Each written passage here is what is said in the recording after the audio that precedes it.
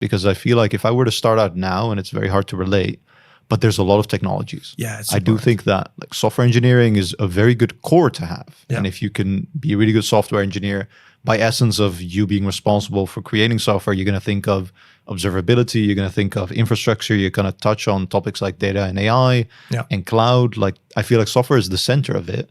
So it could be a good start to start with.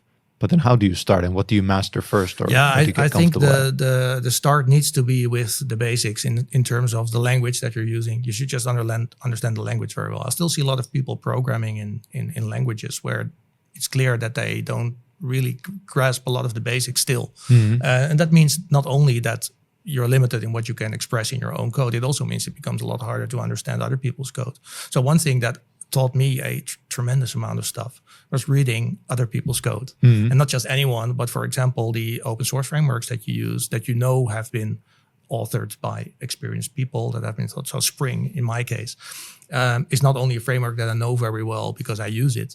I've actually read a lot of the code to understand how it works. But then that taught me a lot of patterns also. Oh, this is the way that they approach it. Hey, this seems to be the similar type of problem, but in a different domain. But I see that the approach that they take to solve it is similar. So you learn about these patterns, these use cases.